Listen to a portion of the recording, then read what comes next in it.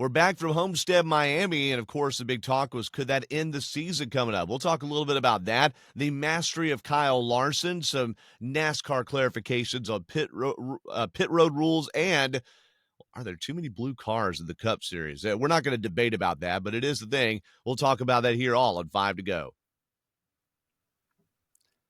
That's right. We got that Hot Rod Lincoln fired up, ladies and gentlemen. Welcome in to episode 306, is it? Yes, 306 of the 5 to Go Racing podcast here on GoPRN.com and Apple and Spotify. And we're so thankful for y'all tuning in to watch on YouTube and the video version on Spotify, too. I'm your co-host, Doug Fireball Turnbull from the announcing team at Performance Racing Network. PRN next is at the track. I'll be with them at Bristol, and our co-host here, Devin Kupka, is also going to be at Bristol, so it's going to be a big-time weekend there in Thunder Valley. We're glad you're with us. Not joining us today one more time, he says. He should be back after this, is the master maker of speed, Dr. Dan Elliott, who has had some medical stuff recently, but should be cleared to come back for next week's show, he hopes. There, he's still recovering from all of that. We give him well wishes, of course, and prayers for him. We love Dan. Can't wait to get some more throwback and some of those stories and something to keep me on track, right? But who is able to join us? He sleeps 3 hours a day tops. That's how much he's working as a multimedia enthusiast at the University of North Georgia. Our roving racing journo, super fanalist, crunching all the numbers for us. Devin Kupka, how you doing, bud? I'm doing good. Sandwiched in the middle of a busy week because I think yesterday is my last day off till next Thursday. So it's just one day off in 2 weeks. So I'm in the busy stretch. When I was your age, which makes me feel really old to say when I was your age, but when I was your age, that was the life. That's what you did to get by, and you do a great job of it. You've got a big opportunity coming up this weekend here in Atlanta as we get a little taste of March Madness. Yeah, so I'm working the Division I men's basketball tournament, March Madness. Atlanta serves host as the South Regional host, so they're hosting the Sweet 16 and the Elite 8 for the South Regional. So I'm doing some numerous things with them. Thanks to Mike Flynn from Georgia Tech for reaching out to the various athletic departments in the state of Georgia and reaching out to us. And now we get to work the tournament, and it's gonna be a lot of fun. 4 days in the A. I think it's gonna be a good time down there. 4 days in the A. Look at you. See, for those that don't know, Devin lives just a little bit less than an hour north of downtown Atlanta. All right, so this is a big deal to come into the big city there. Now, Devin, don't talk to strangers. No, just kidding. You'll be working the press room.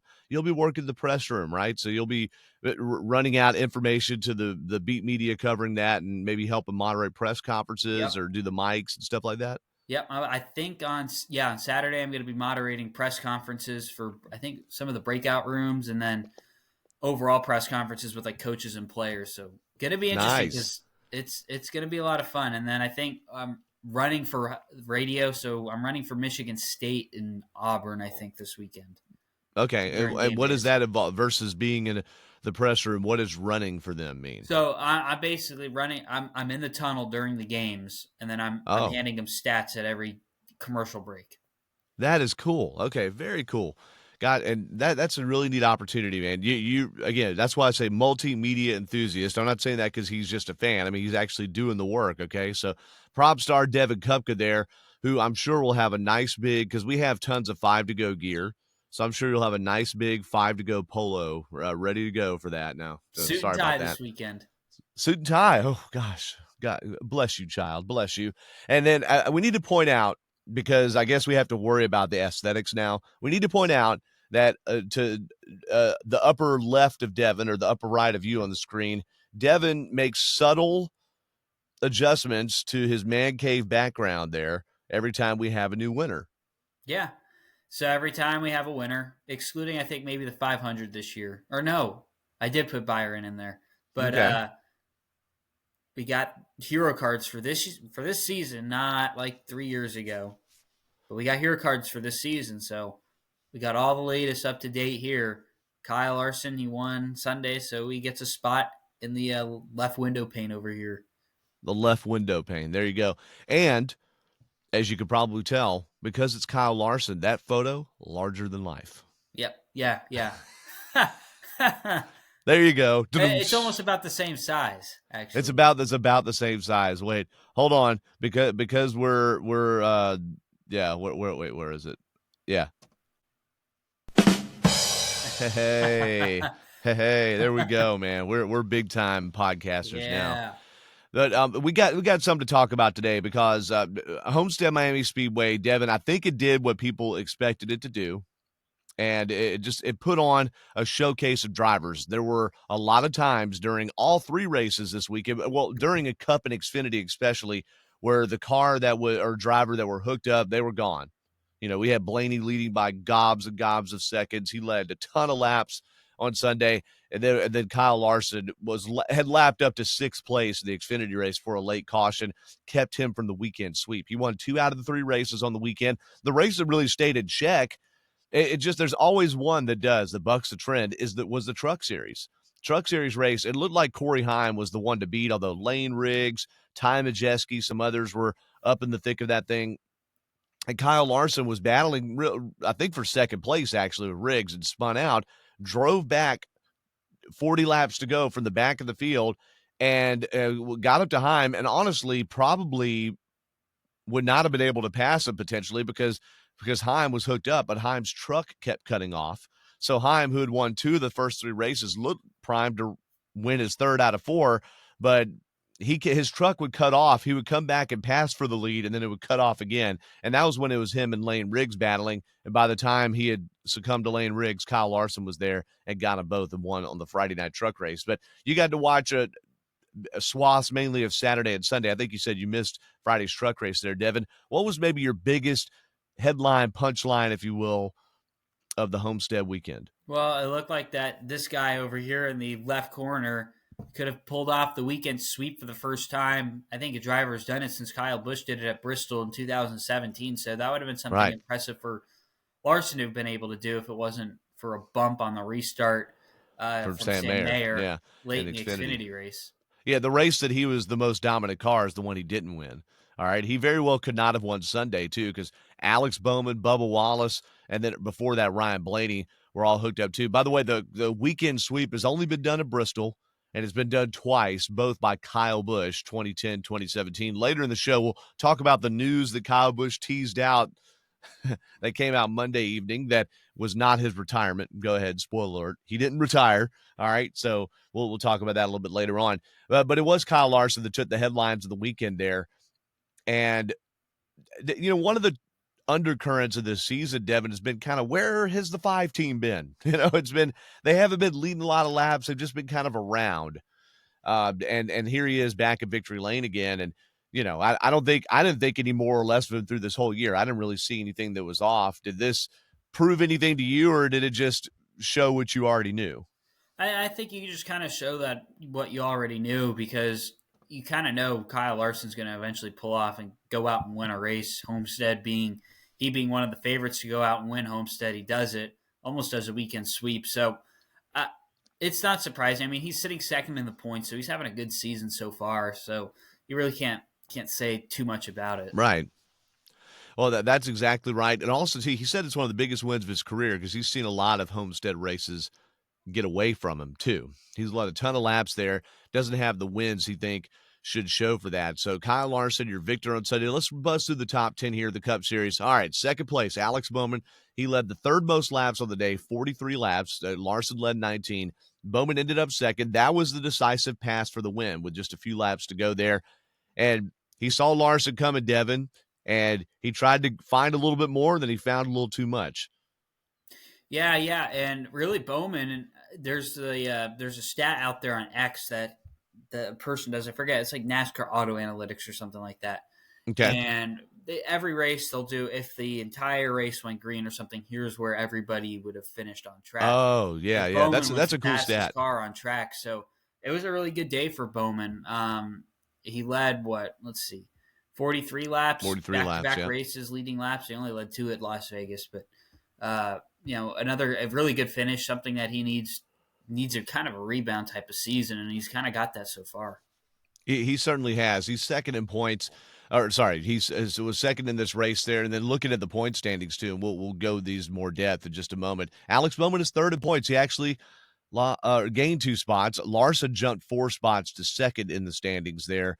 And the king of the points mountain is William Byron. He's got 36-point lead over Kyle Larson, 70 stage points. All right, he's got 70 stage points. The driver with the second most is Bubba Wallace with 61, by the way. So Bubba has not had the finishes to show for. You look at only 2 top 10, 6 races, but he's running toward the front. He's led 98 laps this year, has Bubba Wallace, and he's 7th there in points. And so that just we've got to focus more on stage points. If you look at the Racing Reference point standings, it doesn't list those, even though NASCAR owns Racing Reference. Go to NASCAR.com.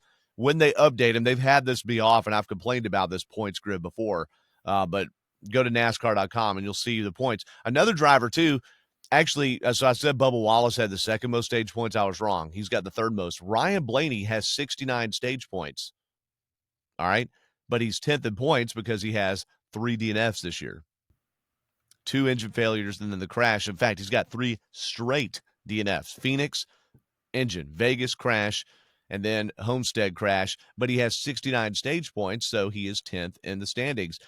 Joey Logano has yet to finish in the top 10 this season, but is 11th in points because he has 51 stage points. Pay attention to the stage points, folks. I think they're more important. I mean, they count the same as they always did, but people are realizing how important they are, more so now, in optimizing their race strategy around that. You know, I think you're going to see less and less people giving up stage points at road courses.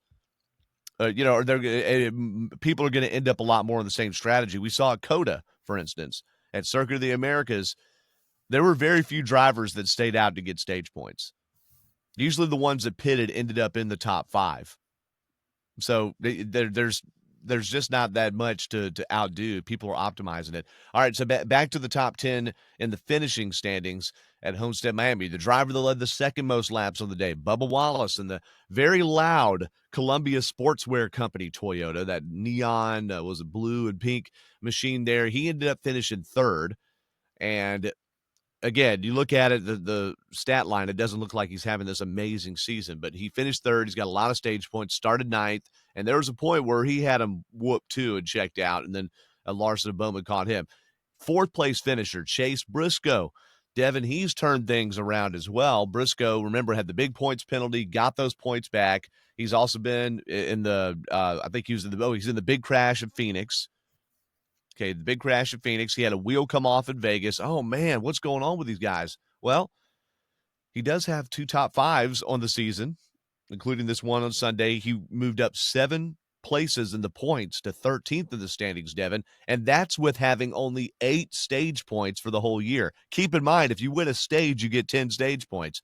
So Chase Briscoe's got maybe better finishes than he has earlier running in the race. Yeah, and Chase Briscoe with the getting the points back, I mean, moves him back up to 13th in the point standings, Right. which is really solid. And I don't think we've seen him up in the point standings that high, at least maybe since 2022 when he won that race with Stewart-Haas Racing. So Phoenix, it's good to see him up there, and I think you'll see him develop more in that Joe Gibbs ride, and we'll see what happens going forward, because I think he might rip off maybe 1 or 2 wins this season. I think it's possible, and that team has not won. That team has not won since New Hampshire, Martin Truex Jr., 2023. It's coming up on 2 years since the 19 team has gone to victory lane. Chase Briscoe was in the championship 8, or the round of 8, 2 different times in his stint with Stewart-Haas, by the way. So we saw it in 22 and I think 24, didn't he? No. I want to say it was last year. I think. But he went deeper into the post. So we've seen him up in this section of the point standings before. He's actually done well, kind of like Alex Bowman. Once they get in the playoffs, they usually find a way to do a little better than what got him there. So Chase Briscoe 4th on Sunday. Now, Denny Hamlin, he led 15 laps. He actually did he win or finish 2nd? Yeah, he won. Yeah, he won stage 2. So Kyle Larson didn't win a stage Sunday. Denny Hamlin won stage 2 in a thrilling battle with Larson. Larson almost beat him there, and Hamlin ended up finishing 5th.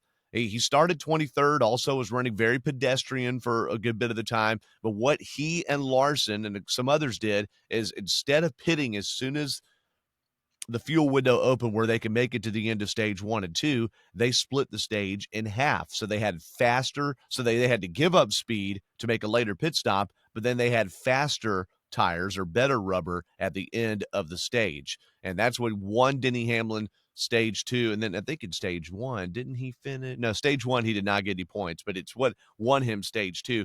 So Devin, Denny Hamlin using strategy there with not Chris Gabehart, but Chris Gale on top of the pit box. It's starting to see things turn a little better, and he did so in new colors, and you pointed out a very familiar color, look kind of like the color right behind your head right now for University of North Georgia. Yeah. The UNG, the new interlocking, or not interlocking, excuse me, the new NG logo we got last year. Anyways, Yeah, Denny yes, Hamlin. new UNG logo, new sponsor for Denny Hamlin, Progressive, and there's just so Yeah, many blue cars in the Cup Series these days. But anyways, yeah, um, because there was Denny Hamlin's blue Progressive, there was the blue Valvoline for William Byron, and I know there's a couple of others Kyle too. Larson and Ryan Blaney as well. But Yeah, yeah, the car looked good on track this weekend for Denny Hamlin. I mean, but he finished fifth this weekend, and I thought the colors looked good, and I think it's a big deal that Progressive is stepping up, and I know NASCAR's looking to maybe get Progressive to step into the Geico role because they left NASCAR, maybe the Progressive restart zone, and instead of just the unnamed restart zone or the Echo Park restart zone at the SMI tracks. But yeah, I think the paint scheme looked good, and it yeah, did. I I think hope hey, they don't look, I poach think a it's sponsor better. from a team though. That's the thing. They poached Geico from Germain Racing. I hope they don't poach Progressive after Joe Gibbs worked so hard to get him there. We'll see. Anything could happen, but Well, yeah. uh, I think with Progressive, it looks a lot better because we talked about it a few weeks ago. It looks a lot better than when National Debt Relief was on the car Yeah. for the 500. Yeah. It's crazy to me that it took this long to get Progressive, a company like Progressive on. I mean, when you realize a team like Denny Hamlin's is available, how do you not have, and that's just the difference in this world now. That's the difference in the marketing world. How do you not have companies lined up to give their best pitch to them? And it's like, no, it took that long to get him across the finish line there for Denny Hamlin. So that's a fifth place finish went to him. Chris Buescher ended up finishing sixth. He has had a solid little lead. Let's have a look at his line too. Buescher is ninth in points, one top five, four top tens in 6 races for Chris Buescher there. And he's actually Buescher tied with Hamlin in the standings there. Hamlin has the edge because he's got more top fives, but one top five, four top tens there, excuse me, for Chris Buescher. AJ Allmendinger, who's on a string now. I think he has 4 consecutive top tens, I believe, at Homestead. I didn't realize, I should have known that for fantasy planning purposes, fantasy team purposes, that AJ Allmendinger had the record he had at Homestead, but he finished 7th. 8th went to Tyler Reddick. I was expecting more noise out of the 45. If I was choosing 45 or 23, Devin, at Homestead to rip the boards and run near the front, I would have picked Tyler Reddick, but he's been just a tick off, I think. Really, Bubba Wallace has been the 23 team, and Bubba have been the faster team and driver this year.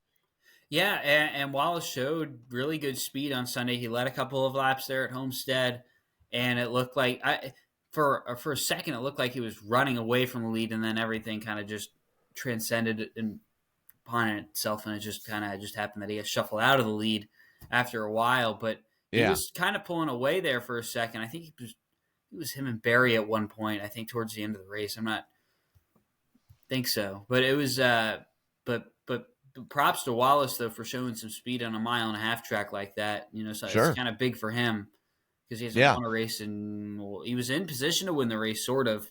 I mean, it was 50 laps yeah. to go, 45 laps to go that he was out He was front, right there. but But for Wallace, for sure. Reddick, I was just surprised was not there. Reddick has only led 43 laps this year versus Wallace's 98. Reddick has only 42 stage points this year versus Bubba's 61. But Bubba Wallace is rather Reddick has, however many, about 23 more points than the overall. It's just the finishes have been better, but the speed has been there for, really the speed's there for both, but it seems like he's a little bit behind where he was at this point a year ago, has been Tyler Reddick. Ryan Preece, another one. I thought this could be a toss-up whether he's going to struggle a lot or not, and we still have a lot of the season to go, but Ryan Preece finishes 9th in the race. At 10th goes to Justin Haley. Let me toggle back over to Ryan Preece. He's up 2 points now to 16th in the standings. 16th in the standings, Ryan Preece. And he a top 5 and 2 top 10s. He has 43 laps led, same amount as Tyler Reddick. Who would have thought? But they've done some strategy stuff, and gotten there in those positions. One driver that coughed up a bunch of points, I want to talk about Trackhouse here, Devin, Ross Chastain.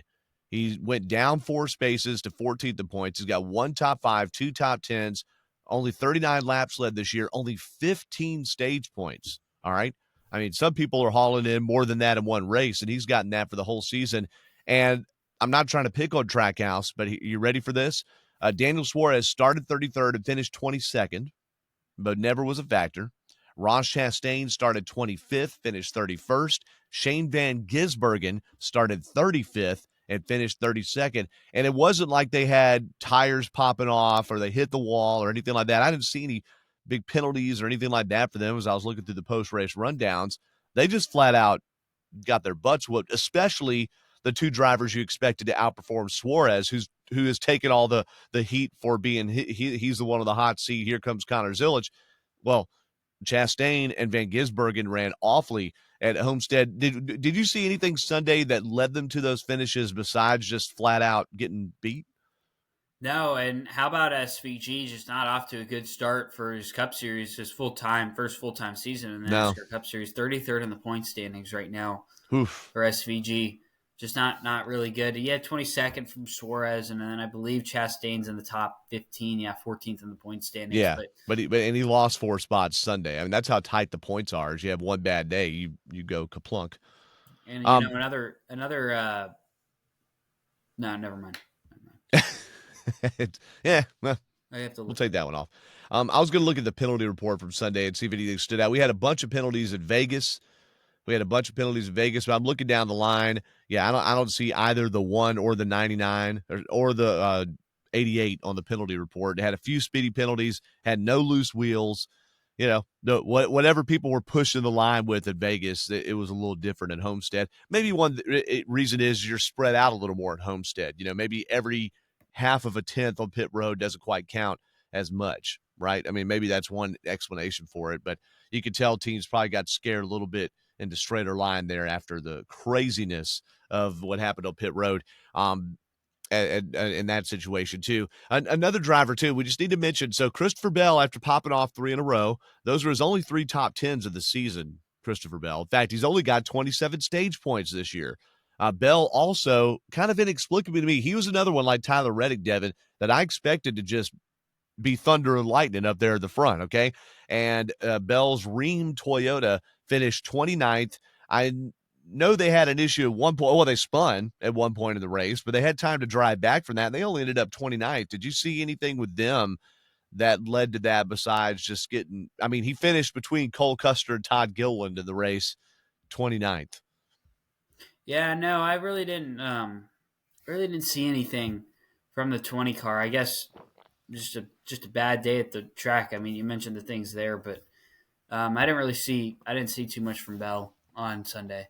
Right. That just makes the eyebrows go up, right? Makes the eyebrows go up. Like, what's going on there? Another thing too, so Tyler Reddick wasn't there. Chase Elliott also is expected, I think, to make a little more noise. I think he's going to be a big contender this weekend in Martinsville. He finished 18th. Now, he did have a pit road penalty. He, I guess, pulled up and entered pit road too wide.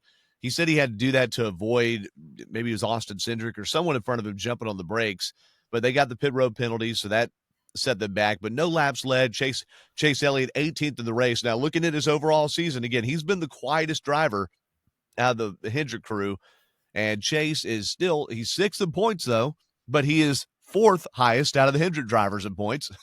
He lost 2 spots this past week, 1 top 5, 3 top 10s, and kind of a middle of the pack, upper middle of the pack, 36 stage points this year. But Devin, and I'm not trying to pick on our guy. I mean, he's from Dawsonville. He's right up the road with you. How many, you're probably looking at it, but how many laps has Chase Elliott led this year? Whole year. I do not know, and I do not have in front of me right now. I do have his teammate, though. 2 dose laps.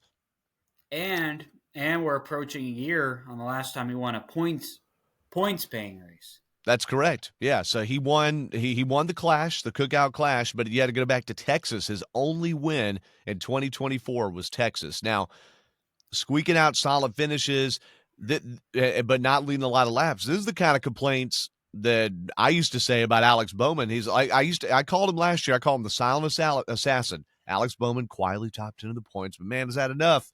Is that enough? I mean, he had to win that Chicago street race to make the playoffs.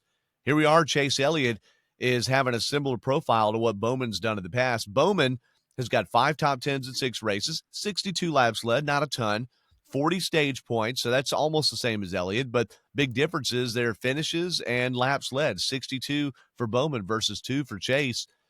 I don't want to get into the whole pecking order and Hendrick thing, but Alex Bowman takes a lot of heat as being, I mean, it seemed like last year he was cruising toward another driver taking his spot. A lot of people thought that would be Justin Haley, and that's why you saw the trade late in the season. There's the face. Oh, we're making a video. Oh, we making a video right now. Yeah.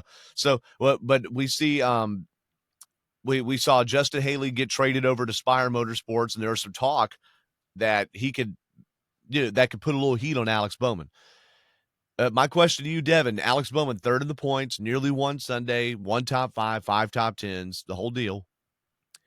Would Justin Haley be doing similar results or better results in the 48 than Alex Bowman is right now? I don't know about that. Yeah. Justin Haley, I don't know, no disrespect or anything, but like, I don't, that's kind of crazy. A lot of people think he performed above his equipment his whole career. I mean, generally, I mean, especially since he got the Cup driving for Colleague, Yeah, but Spire, Colleague, and I Rick feel Ware. like was his biggest shot when he was with them. Yeah. Yeah. He is 24th in points, hasn't had any stage points or laps led. And again, different team, different situation. He does have a top 5 this year. Is that a top 5? Yeah. He does have 1 top 5 this year. So that is worth noting.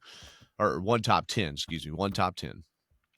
Yeah, I think that Alex Bowman is doing a lot to kind of, whereas Daniel Suarez maybe not doing a lot to keep his seat any cooler because he's not going up and grabbing a lot of finishes there. Justin Haley is not doing very much. If he was the person to put pressure on, if Hendrick is using Spire as Red Bull uses the Racing Bulls team in Formula One, I would say that Carson Hocevar has done more to put pressure on Alex Bowman than Justin Haley has. I would And agree. I don't think that Carson Hocevar would outperform Bowman in the 48. I don't know. I if there was more stuff that we saw from, and I have Justin Haley's stats up here, which aren't too bad considering the rides that he's in. 2022, 18.4 average finish. 21st That's pretty good, actually. average finish in 2023, 23.4 last year. So far, 19 and a half average finish this season so far. But yeah, he's solid for sure. let's take a look at let me get Hocevar's stats up real quick. And Hocevar has run better than he's finished for sure. He had a failure on Sunday. I think it was an engine, right? 2 engines. What's up with these engines? I don't know. 18.3 last year and then 24.7 to start this year, but not great for Hocevar so far. Not great for Hocevar, but look, let's scroll up to where he is. Where but is there's he in points? 3 DNFs on the season, so he hasn't finished half the races. That's the thing. He has a top 5 finish. He's got 5 laps led, 20 stage points. Now, he's 27th in points or 20 stage points, all right? You got to go all the way up to 20 at the points, or no, 21st in points, Austin Cindric, to find anybody with stage points more than him. He's running toward the front. He's sitting there. Basically, he's tied with Austin Dillon and Ty Dillon. He's tied with the Dillon brothers for 27th in points, and he gets the edge with the better finish there. Now let's go. Okay, so we talked about Bowman. We don't think the seat is hot right there. Now let me say this about Bowman real quick because we talked about the other drivers, but for him, I think it's huge right now that you look at the point standings. He's 3rd in the points, which is really impressive given how the last few seasons have gone. Yeah. And I think it's just super impressive. We're 6 races in. He was leading the points in 2023 when he broke his back in that sprint car. Remember that around. It took 2 years to recover from that. And, another Hendrick driver that was injured at that same time. Yep. That being Chase Elliott. This is crazy to think about because October is about 6 months ago. So in the past like 2.5 years, Chase Elliott has won one NASCAR Yeah. Cup Series points paying race in the past 2.5 years. Yeah. 3, 4, and now entering into 5. Yeah. I don't think there's trouble over there. You know, you got to wonder for one, just kind of like Kyle Busch. Kyle Busch talked about in an interview with Kevin Harvick. I'm paraphrasing what was paraphrased, but Kyle Busch said that he just had to change his driving style completely. He himself did in the next gen car, and Chase Elliott told him the same thing when the next gen car debuted. Elliott midway through that 2022 season had 3 wins. I interviewed him. I did a thing for Atlanta Motor Speedway, a Q&A with him at the College Football Hall of Fame, and he had just won Nashville. Oh, top of the world, baby. Getting ready to roll. And really, since that point, teams caught up to him, whatever little advantage they may have had out of the gate, it Really, it's just been fell since off. Talladega that year. Yeah. That was his last win for a while. Yeah. So he won Talladega in October of 22. Then he went 2023 winless, and of course he had the injury in that season, and then just the one win in 2024. So definitely want to see more out of Chase Elliott, but they've also been very solid. Remember, they led the Cup Series in average finish last year, which I think is a good metric for overall speed. No, it's a good metric for putting a whole race together, but it's not a good metric for speed. You never there were very few races in 2024 that you're like, even though Chase Elliott's a silent, ninth place finisher, there were very few races that people had him as a favorite to win. And Larson, meanwhile, Byron, meanwhile, that they are the ones with the speed. Bowman and Elliott are the quiet other two. And there was a point there where Elliott was about to be the lead dog in Hendrick Motorsports. Jimmy Johnson's retiring. Okay, no doubt. Elliott's going to be the lead dog. Oh, they bring in Kyle Larson. And then Byron really comes out of his competitive shell in 2022. Okay. There you go. All right. Now, on the other side of the point standings, I promise we're going to talk about a couple more stories here. Other side of the point standings, you mentioned Shane Van Gisbergen. Rookie season, though, and Trackhouse has struggled. He got caught up in crap at Phoenix. He was just there. Bam, done. Nowhere to go. Daytona, bam, done. Or he was laps down. Daytona. I mean, already that's 2 races. You go, okay. Got the one top 10 at Coda. Now, let's just look. Okay, the lowest ranked driver that's run all the races, Cody Ware, not a big surprise, and 3 DNFs this year, by the way, for Mr. Ware for his dad's team. 35th in points, Cole Custer. 34th in points, no stage points, no laps led, Ty Gibbs, and he was fastest in practice at one point at Homestead, but didn't even sniff the front of that race. Now, we've already covered, okay, he's in a big slump. We're not going to go into all that stuff, but I'm just wondering, like, what needs to happen there? I mean, we don't know. We're not drivers. We're not engineers. We're not crew chiefs, but what are we missing? He was the last car on the lead lap Sunday, 25th. I don't know. And that make that the 11th race in a row outside of Daytona. Really, that's just been another poor finish for that 54 crew. That's a long stretch. If he had started out great and then had an 11 race stretch in the middle of the season, Josh Berry had that last year. We're like, what the heck in the second half? You might go, okay, this is just bad luck, or maybe they're trying something. But when you have an off season in between it and you change crew chiefs, you go, what? But all it takes is being off just a little bit. If there's, okay, I had somebody email me before, Zach Cross, okay, this guy, yeah, I mentioned him in an episode, I think 2 weeks ago. Well, do you think Ty Gibbs is, he's just only going to stay there because his grandfather's in the car. Look, okay, yeah, he's a co-owner of the team. Ty Gibbs ain't going anywhere, all right? But he is undoubtedly Cup Series material. I'm sorry. He is undoubtedly Cup Series material. The fact that he's driving for a top flight team and he's in a really big slump doesn't make him any less of a Cup Series driver. We saw him kick absolute butt in the Xfinity Series. He might have even been in the Xfinity Series too long. Sort of, right? I mean, Devin, this is one of those things where you got to have the right people in your ears to coach you through things. Sometimes future superstars or current superstars just have a time where they're not performing. Yeah, and that's currently what's happening with Ty Gibbs. We did the math last week. I think it was 25th in points.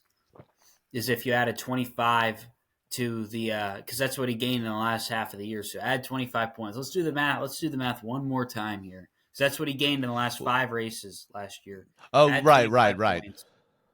So we add 25 to this. It'll put him up to 93 points. 30th Yeah, in points. 93 would put him 30th. only a few spots up. It would put him 30th, yeah. And last week it put him up to 25th. So Yeah. Trains leaving the station, but concerning is no laps led or no stage points. If you're having bad finishes, let's say you blow an engine every race in the third stage, but you're running top 5 in the stages, you at least are getting pulling 10 points a race and, whatever, right? I mean, that very concerning to see where he's if at. Of course, if he only had 10 points a race, he'd have less points than he has now, I but you know what I I would mean. be kind of concerned if we get to the break, which is after Bristol, Yeah. and he hasn't moved outside the top 30 or really hasn't moved outside of top 32. Yeah. I would be concerned.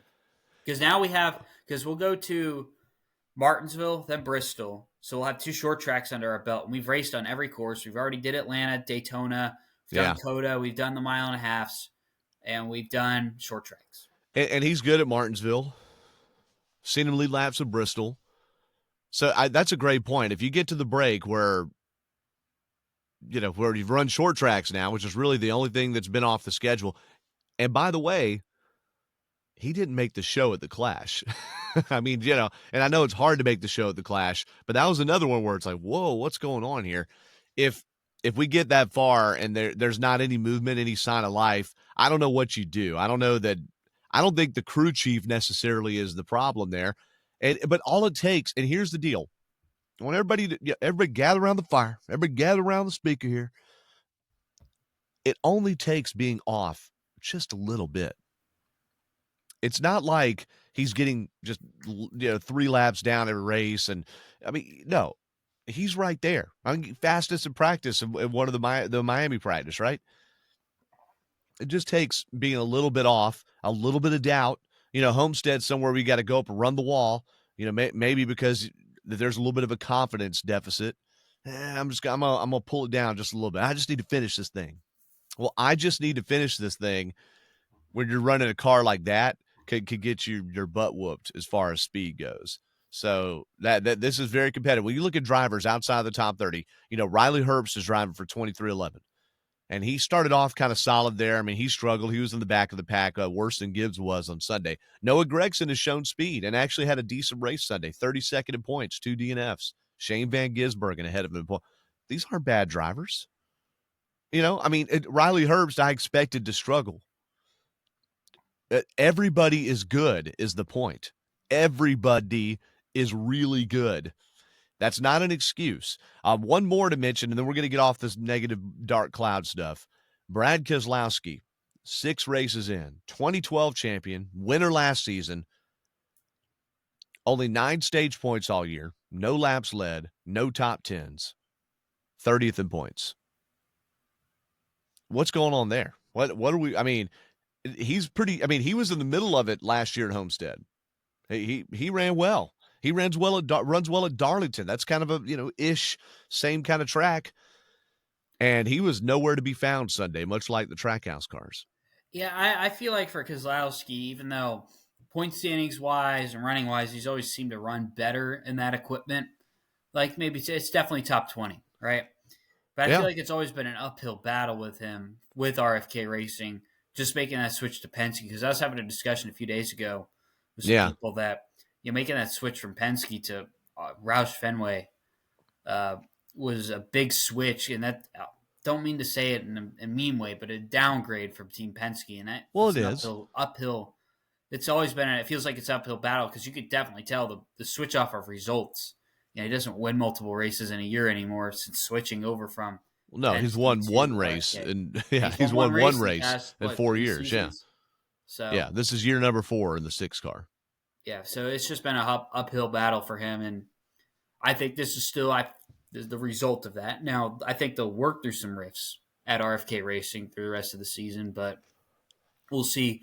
We'll see where things go because, I mean, he's been able to turn that team around, so I'm sure the Yeah. 6 car will be able to turn things around as well. The one thing that Brad Keselowski has going for him versus if you're like a Suarez, oh, the hot seat, or Ty Gibbs, you should be doing better, or we talked about Alex Bowman a second ago.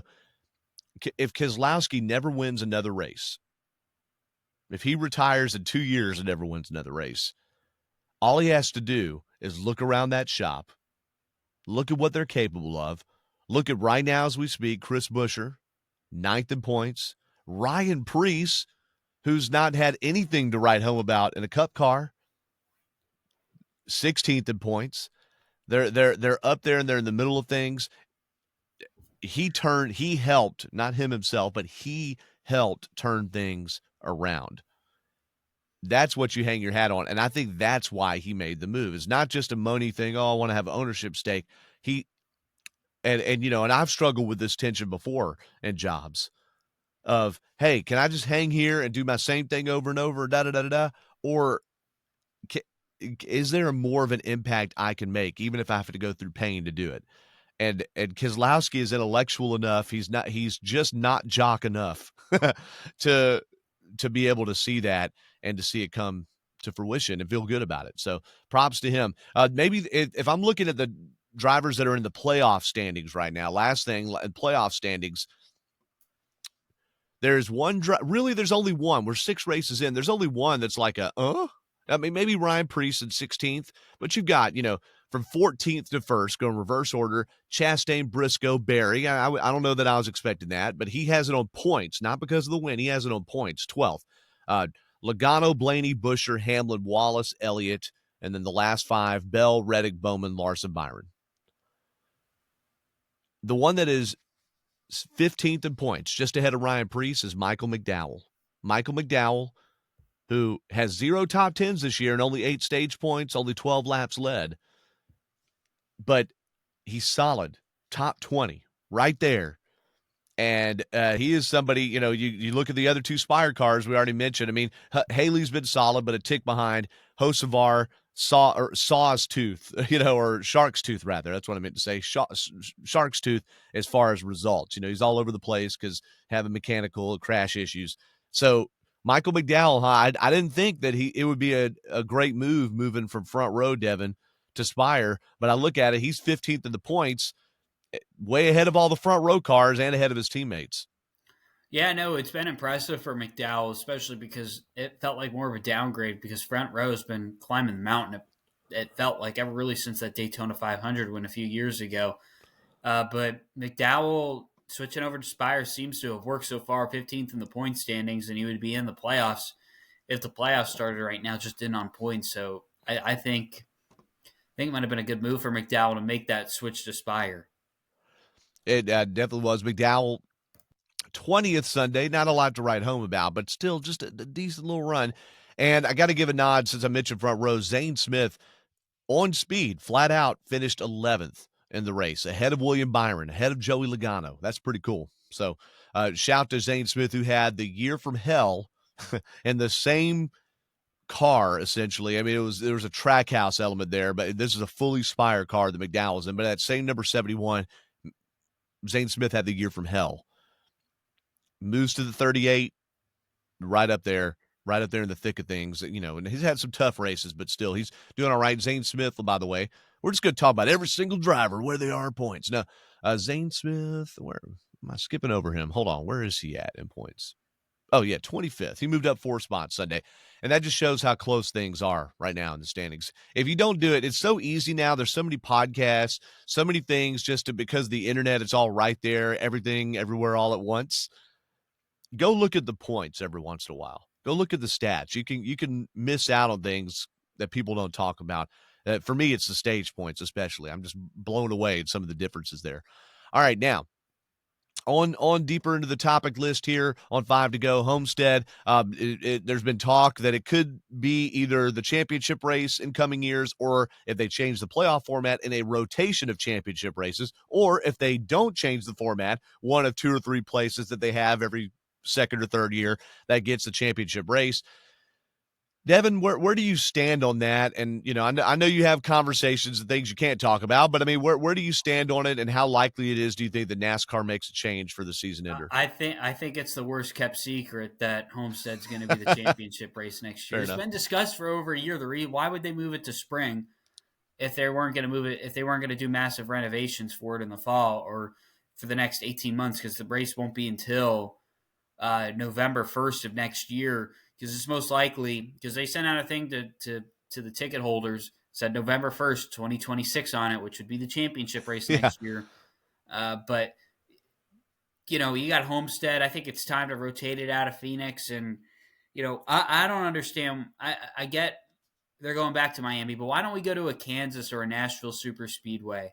I know they don't want to give the NASCAR doesn't want to give the championship race to an SMI track, but if Nashville were to put up the money, Nashville Super Speedway would be the best track, one of the better tracks on the circuit, I Yeah. think, to host the championship race. But put Kansas on that rotation list, add Nashville to that rotation list, and you mentioned about playoff format too. If they go to a 3-race final round, Atlanta Motor Speedway has to be in that final 3 rounds. I would say if it's a 3-race final, I can't have it as the single race, and I don't know that I want it as the last race like Dan does. That's a shout out to No, put Dan it right there, just because of the random factor. But man, it would be cool to have go Atlanta, AMS. Martinsville, whatever the last race is. Yeah. If you do Atlanta and Martinsville, and then whichever of the ones you mentioned, right? I don't know about, Nashville. One of the concerns people have, Devin, is that, it's too cold. Oh, even Atlanta is too cold. It's too cold. But I'm like, I don't know. They play NFL games out in the frozen tundra. I know that in NFL you can play in the rain and the snow, and that's different. You want to go to places that are dry. But I mean, does the cold matter that much? I don't know if you're, especially if you're talking about the championship. I look at Martinsville. I think Martinsville's a good example when it comes to the playoff race. Yeah, it's cold. Sometimes it's It cold in the can. spring race too. Yeah. I don't know. Well, we'll see what unfolds here. I do think it comes down to money, as has been documented. You can read it great if you're an Athletic subscriber. Jordan Bianchi did a good write-up last week, not on a bunch of conjecture, on people he actually talked to that went on the record as what it would take to bring the championship race back to Homestead, where it was for nearly 20 years. That he wrote about that Phoenix is paying somewhere 5 to 10 million. The city is. Would Homestead-Miami be willing to do that? They already have F1 there, other big events. Maybe they wouldn't be. And we got to consider too, the market. It just doesn't bounce in that market like it does in Phoenix. The racing on the track is better. It looks better on TV, but do the fans show up? And with it being so far outside the city, kind of like AMS is to Atlanta, do the fans show up? That's a great thing to consider. And by the way, too, Phoenix, the spring race did not sell out this year. Ever Right. since Okay. like Phoenix Fair. got the championship race, they've been doing really good at selling out both races. Yeah. They Yeah. didn't sell out this year for the spring race. Interesting. Um, Another thing too. So we talked about last week briefly that we didn't need to spend a lot of time on it, but that really crafty move when Christopher Bell had a loose wheel, getting it tightened up and Chase Briscoe's pit box. NASCAR did clarify that if it's a safety issue like a loose lug, or maybe you have the gas can attached to the car, a wedge wrench left in, a jack up under the car, you could stop in someone's pit box to have them pull it out, because that is a safety issue. If they forbade you from doing that or penalized you multiple laps for doing that, and the piece of equipment or the tire went slinging in and hurt somebody or wrecked another car, no good.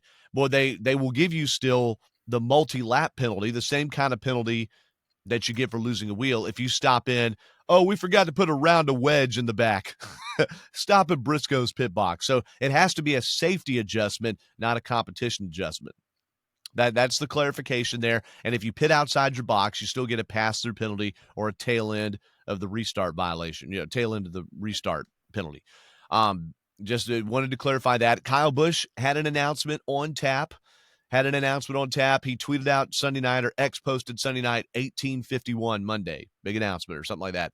And there were two things that came out on Monday and Tuesday that fell into that. Lucas Oil, that blue scheme, another blue car for you, Devin. Lucas Oil is back as a 3-race primary on his number 8 Cup car. I think that Lucas Oil scheme, just because of how Lucas writes its name, just very plain block letters, it's one of my favorite schemes. It really is.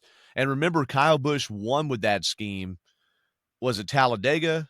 He No, he won. won with I think some grill sponsor at Okay, Talladega, but I want Traeger to say his Grills. last win was at Gateway with Lucas Oil, or Okay, it he was won Fontana or that year. Fontana. Fontana. And remember when they did the Darlington throwback? He did a throwback. He called it a throwback to his winning scheme. I was like, man, that's such a Kyle Busch flex. But the real 18 and 51 announcement, because there were two, 6:51 p.m., 1851, is that Kyle Busch, now we're recording this on Wednesday, so you might hear this later. He is racing his 10-year-old son, Brexton, tonight at Millbridge Speedway. Millbridge Speedway tonight on dirt in little sprints. Yes, Devin. I thought you were about to say something. Oh, I'm sorry. well, I will say I think it's kind of cool that Kyle Busch and Braxton Busch are getting a race together. How old is Braxton now? 10. 10? Yep. 10? So he's about 6-ish years away before we see him in the big time truck series or maybe ARCA series. But I think that's really cool that we're getting to see them two get to race together. Yeah, absolutely. Absolutely. I think that's a lot of fun. And, we have seen that he'd say that he wants to race long enough to be able to race him in a truck series race or whichever it is. So I think that's big. I was trying to pull up the numbers for the ratings for Sunday. I I need think to it's correct myself real quick. It goes Martinsville, Darlington, Bristol. what does. The Oh, schedule. Because I was Darlington. Yeah, talking yeah, about yeah. earlier, we go to Martinsville, Bristol, break. No, Well, Darlington's in the between. That, ooh. I've been what? thinking Bristol was the first weekend of April for a while now. But anyways, No, I need to correct it myself on is that. the week before Easter. Yeah, Yeah. yeah. I need to correct myself on that one. That's my bad. No, I'm glad you did. But either way, but what you said was a good point. What you Oh, said was a good point. before we get to what we were just about to talk about, Darlington is technically a week and a half and away. What about the throwback paint schemes? I know there's been announcements and stuff Yeah. for some of them, like Wood Brothers did theirs last week, but I feel like we've gotten a lack of those this year. Chase Elliott Well, just did his. Chase Elliott's, by the way, I saw that. I was like, oh, is he throwing back to a colleague leaf filter car? Like, what is it? It doesn't even look like the Cody. What it is the Kodiak tobacco scheme that Ken Schrader ran for several years in the number 2500 car, which is a great thing to throw back to. It looks nothing like it. I mean, I don't know. The numbers need to be the same color, guys. And they didn't do the numbers the same color. So, okay. Uh, there have not been that many. There was a cool one announced in Xfinity Series. Did you see that? Uh-uh. Carson Quapple, who drives the number one Bass Pro Chevy, is going to run a Jamie McMurray 2010 Daytona 500 throwback. And they brought Jamie McMurray in Monday morning and then had him on the Door Bumper Clear podcast afterwards, since he was already in the building. So that's pretty cool. That's pretty cool. So we haven't seen a ton of great throwbacks, and I love the throwback thing. Don't get rid of it. Don't get rid of it. People say, no, don't get rid of it. We just need teams to do a better job, and not every team has to have one. I'm okay if there's only 5 throwbacks in the whole field. That means I can look at 5 and really focus on them. It's I'm going to okay be with that. back-to-back throwback, by the way. So you got Darlington, and you got Yeah, the that's Food a little City weird. 500. That's a little weird. Why do you back-to-back throwback weekends? Now that's I diluting the. mean, but the teams don't treat it as a throwback weekend, but the track does, which is Yeah, really Bristol did a really good job last year with that yeah, stuff with the Food City 500. yeah. And then Darlington used to be as the Southern 500 was the throwback. Then they said, no, we'll make it its own thing and bring it to the spring and whatever. Yeah, it's a little, they could do better on this, I guess, but I'm not going to complain. I love the throwback stuff. We don't need throwback all the time, but throwback season, SZN, there it is. All right, motorsports this past week, and I'm reading the numbers that Adam Stern from Sports Business Journal published out. He put them all in one place, so I want to give him credit. Out of all motorsports in America last weekend, NASCAR on FS1 got 2.464 million viewers. All right, 2.5 million.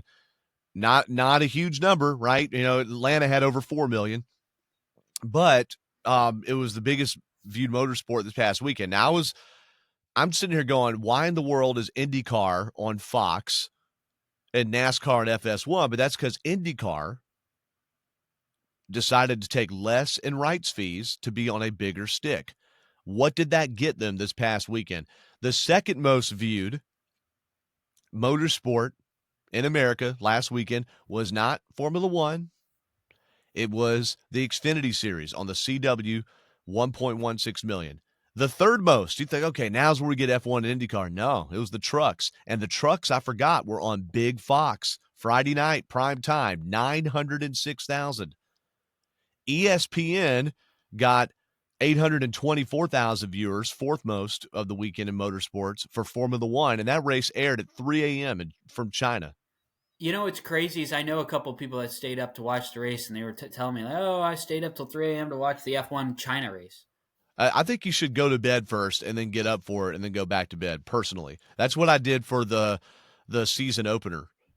That's what I did for Australia. It was an 11 p.m. start. I got home from a party about 8 p.m. I mean, not one of those parties, just an engagement party for my friend Ben. Shout out to Ben and Casey. All right. I went to bed for a couple hours, woke up 10:30, 11 o'clock. Boom, F1. It was great. 824,000 viewers for a dead middle of the night race. That's pretty good. IndyCar, only 704,000 on Big Fox Sunday afternoon. Now, I'm not, and that was less than last year, but they're racing, Devin, at Thermal Club. Thermal Club is a closed off place, like a venue where, people with fancy cars can go rent and run the track. And Parker Kligerman on the Money Lap, he and Landon Castle did this excellent show. They call it a show. It's a podcast, but called the Money Lap. And they talked about the aesthetics at Thermal Club, and I didn't watch it. Alex Palou won. He's won both races this year in IndyCar. How do I put it? They said that it's basically the track is made to make someone like you and me, Devin, if we jumped in a Lamborghini, feel like we knew how to drive. It's not necessarily super challenging for IndyCar drivers, and they only had 5,000 fans there because it's a private club. So on TV, it looks like you're just soft pedaling. It just doesn't have that electricity that another place feels. It would And go look ahead. like a race at A&P, essentially, right? Yeah. And A&P is kind of Atlanta Motorsports Park in Dawsonville is kind of the same thing. I haven't been there, but it's the same deal. Like you don't have that electricity you do when you have people packed around a street course or in an oval. I saw some of the highlights from the race, and I was like, well, where are they? Like, and maybe that's because Thermal Club isn't a draw. I mean, 5,000 fans for an event at an IndyCar level. I think it was 5. Yeah. That's what I know they can't hold that many, but so that's wildly low. Well, they have had testing there. They did a race there last year, and I mean the whole thing is it was a TV event. It was not meant to be. I just think you're the IndyCar, so you got all these tracks around America. Let's get to Atlanta Motor Speedway. Let's get, and they used to a long time ago. So, but they were fifth most. NHRA that was on FS1 had 669,000. By the way, Fox has done a great job with their IndyCar coverage. So this is not a thing on them. It's just people care. That people need to be made to care, and it's got to look like it's a big deal. And I'm sure that when there were more people going to qualifying in NASCAR and practice, and that you had 30,000 people watching practice, there were probably more people watching it on TV too, because it looked like it was an event. And you know what? If IndyCar, I wish this would happen. IndyCar and NASCAR can work together with Fox to do a doubleheader on Fox. I feel like that's what they should be doing. Thank you for saying that. They were on at the same time, right? Yes. I feel like why don't you have the IndyCar race first on Fox? Fox picks up a couple of more races on the over-the-air station instead of putting them on. I really don't. The one thing I really don't like that's unfolding with this TV deal is Fox's coverage was great in the beginning, the side-by-side, but as soon as they went to FS1, full-screen commercials left and right, not many side-by-sides. And yeah, because it's on cable and you have to give the cable carrier a certain amount of space. That's why. Yeah, I agree. But that is what it is. I mentioned F1, by the way. So the McLaren cars have won both races this year. It was Lando Norris winning in Australia. Oscar Piastri was primed to finish second or third at Australia, ran off track there in the rain, and he ended up finishing ninth. Well, Piastri got his mojo back, and he went first. Norris went second in the Chinese Shanghai Grand Prix. And again, I just got to say, man, for you all that are on fire about F1, and I know you're not listening to this, but, whisper it on. Like, guys, NASCAR's where it's at. Just want to put it out there. But we don't make our drivers rock stars like Formula One does, so I get it. Another thing, how about too. that video NASCAR put out? on Okay, go Instagram. explain. I think I know what you're talking about. Do explain. So I never really grew up playing the GTA series, but I know what it is. Grand Theft Explain now. Auto. Let's break it down. Kyle Cook's listening. He didn't play this. All right. So what is GTA? So uh, basically, you can commit crimes in No, the no, video no, no. game. Rewind. Come on, Devin. I'm helping you out here, buddy. GTA is what? What does it stand for? Grand Theft Auto. Thank you. Okay, continue.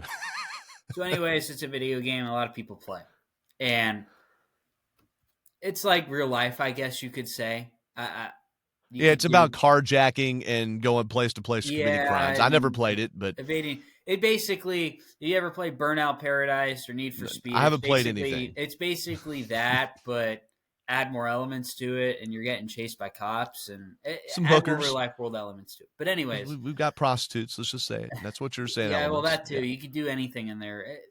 Anything in the world that you commit a crime, you can commit it in Grand Theft Auto. But There you anyways, go. so anyways, they kind of did like a NASCAR version of GTA where they had Hocevar. I Yes. don't know. He dropped on a beach somewhere, Yeah.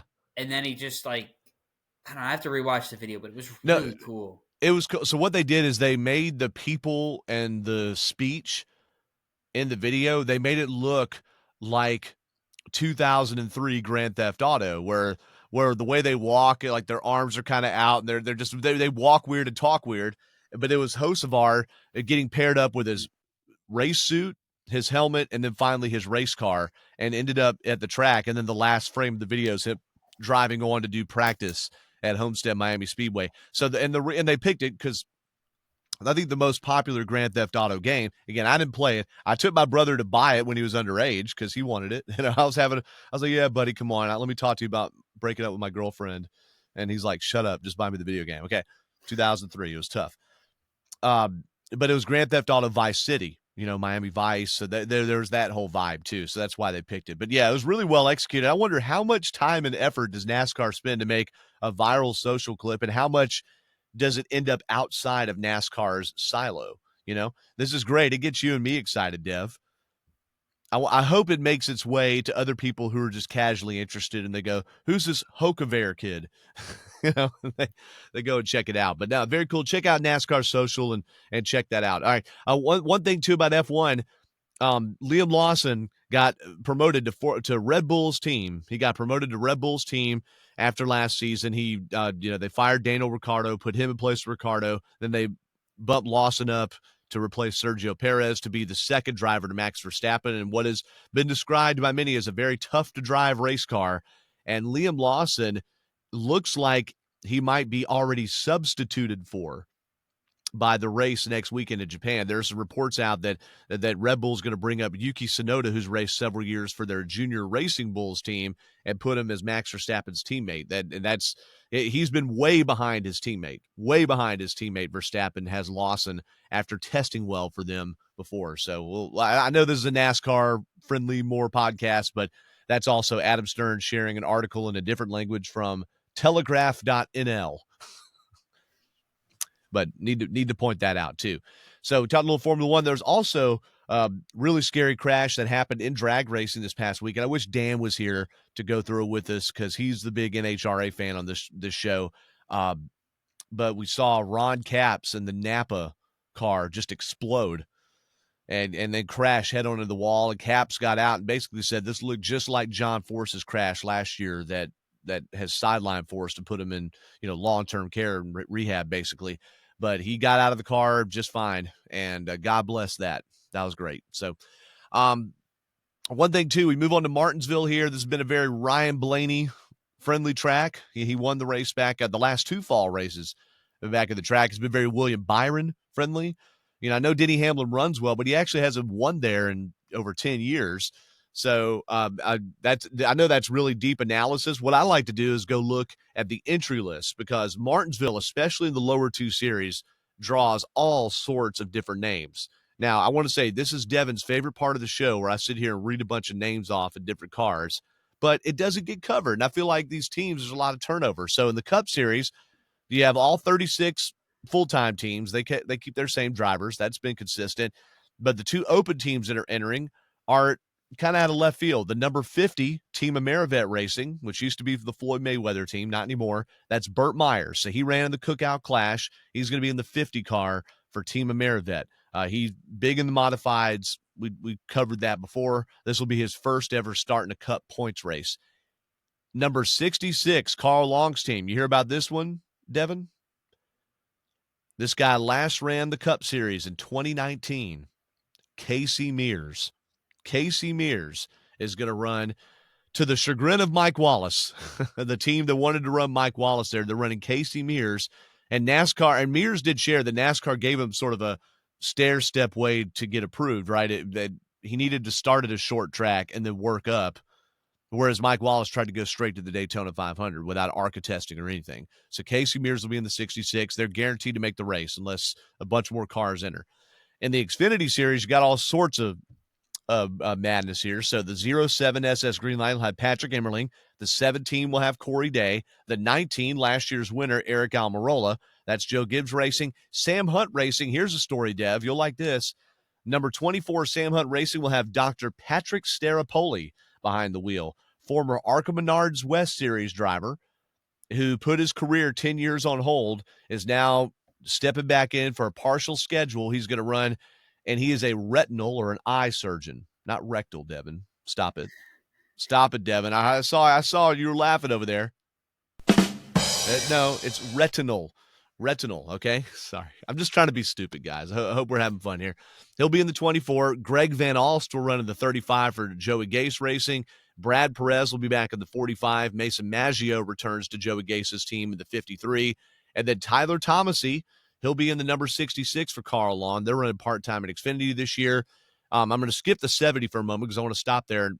The 74 will have Dawson Cram, and the 91 will have Marty Snyder's son, Myatt, running that one again. He ran back in Homestead last week. Now in the 70 car, there's two drivers splitting that. There's been Leland Honeyman and Thomas Annunziata. Thomas Annunziata, Devin, this past weekend was up in Brazelton at Road Atlanta running the Trans Am 2 Series, the TA2 Series, and won the race.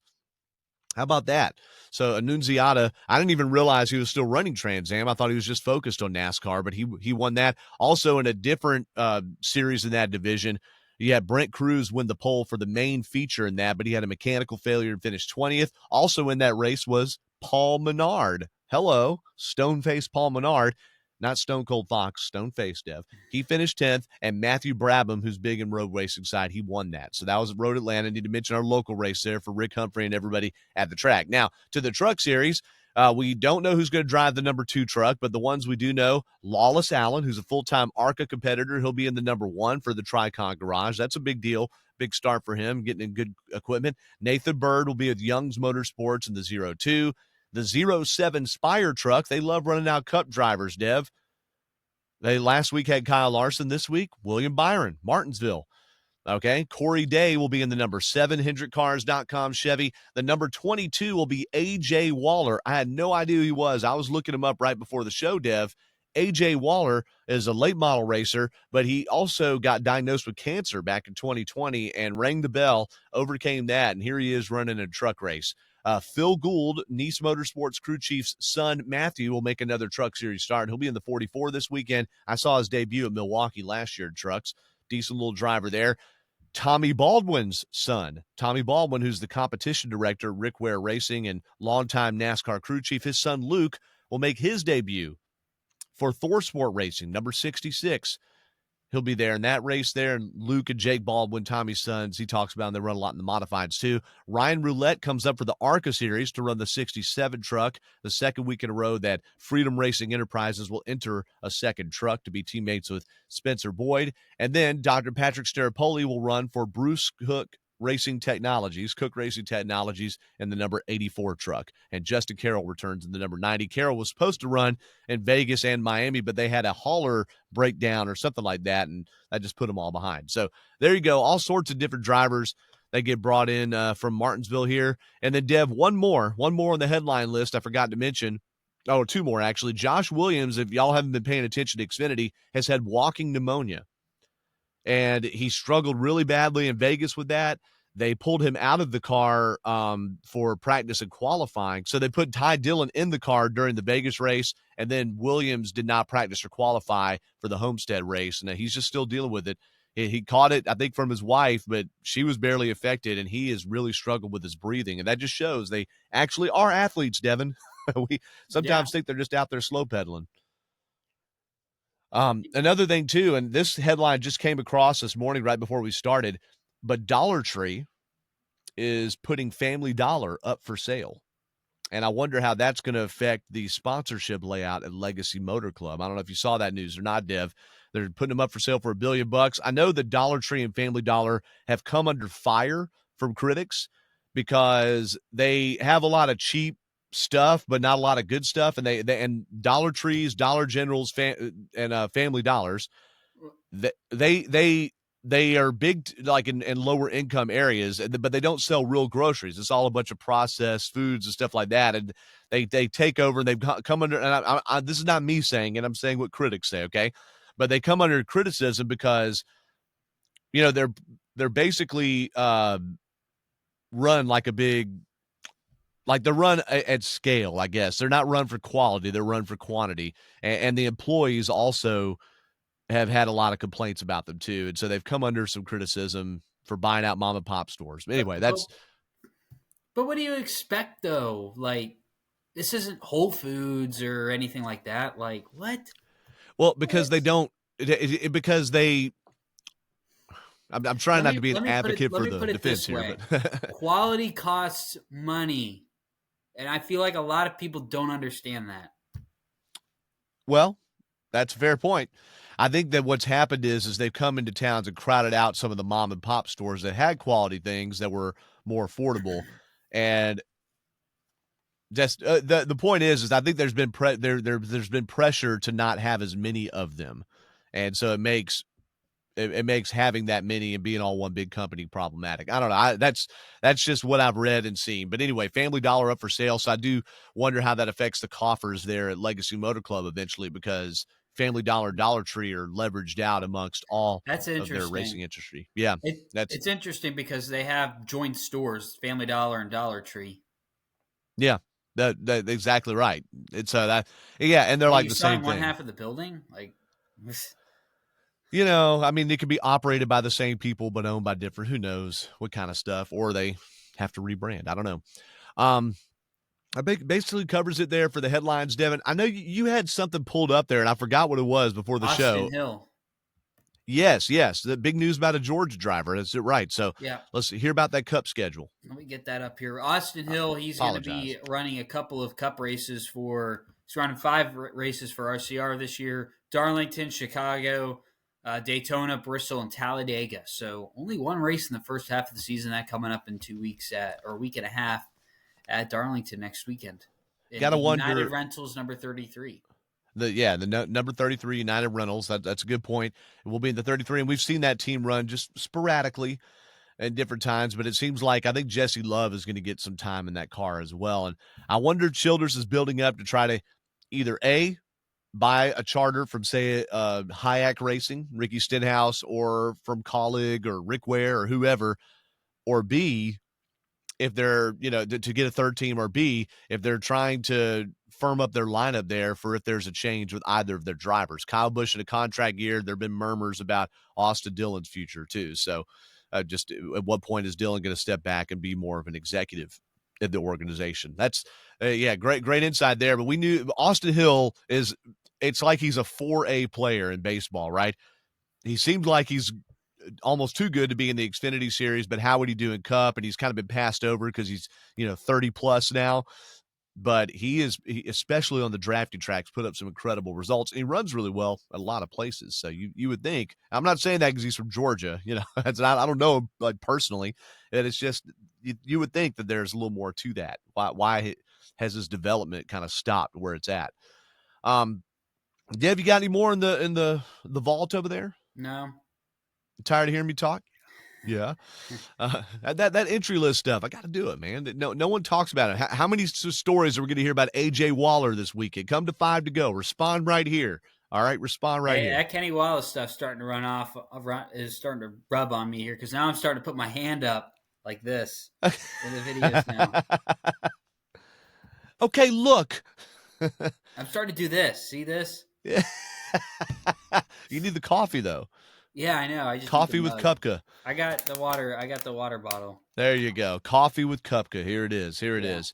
All right, man. We got any final thoughts before we patch up episode 306 here? I wonder how the tires will be at Martinsville this weekend because I've heard that Goodyear is running them as soft as they can, and that's what they've been doing throughout the whole year. So I wonder how that's going to improve, maybe change the racing a little bit. I know the short track package, but this is our first taste at it this year. So we'll see what 2025 brings us on the short tracks. The fall race in Martinsville was really good. There was a ton of tire wear. If you looked afterwards, forget all the controversy from that race. If you look, the right side or the sides of those cars were just black with tire soot. That's what we need. We need tire fall off. One thing that I think Homestead suffered from was early in the runs, especially earlier in the race, there was just very little passing. Like there's very little difference, even with the tires falling off through the field. They were within a half second of each other. It eventually got different, especially when the strategies differed up and when the track took more rubber. So what we need to see tire fall off in these races. We saw it make a difference at Coda. At Coda, they had great racing. The tires were falling off. And then when they bolted new tires on the end, you saw Alex Bowman go from, 30-nothing to 10th or into the top 10. I mean, tire fall off matters. And especially if you get somebody on a different strategy, you don't want everybody on the same strategy at Martinsville nursing the same tire with no fall off because they'll be unable to pass with the way those cars handle. Final thought for me is just well wishes to Dan. We hope to have him back soon here. He had some maintenance done that he needed to have done. It's not like we're shielding you away from something terrible about Dan Elliott. No, he's just had some maintenance done, needed to go get the chassis worked on. All right. So the transmission guy needed the chassis worked on. AI Dan. Yes, let's call him that. AI Dan. And Devin, before we go, you saw a post on X from someone who found an old Coors Light poster, right? You sent that to us late last night? Yeah, I ran into it, and I'm like, oh, wait, I have one of those. Yeah, Dan's got a whole roll of them, and they found that poster just out somewhere random in, was it Phoenix or Homestead? Yeah, it was Phoenix. Yeah, that's pretty cool. That's pretty cool. Respond right here. All right, well, look, if you've been watching this, maybe you watch it the first time and you've run into this, maybe you saw one of our short videos, look up the short videos and try to share those around. We want to get more people on the 5 to Go train. I don't know that we're doing something terribly, amazingly different than whatever the other racing podcasts are. We try to have some different insight, especially with Dan's here with his many years of experience, but also our different generational views, Devin and mine. So be sure to share it around, subscribe. These episodes generally come out every single week with very few exceptions. We might have an exception coming up during that Easter break week because I'll be out of town. So we'll see how that goes. But we thank you all for listening in. And Devin, I guess you got a big week there at Culver's and at school before heading off to March Madness. I got to work at 12 to close, and then I got a day tomorrow starting with March Madness. Well, get some good rest, my brother. Great work for you. Appreciate it. Sorry we had to bring it to you a day late this week. I just had some scheduling things I had to deal with on my side. So for Dan Elliott, who is still coalescing, and Devin, who is busting the hump over there, trying to get everything done, fitting 30 hours into a 24-hour day, I'm Doug Turnbull. Thank you so much for listening to the 5 to Go podcast. Check out our Facebook page, by the way. We put up the new episodes there, too. Have a great day. God bless, and we will talk to you after the racing this weekend in Martinsville.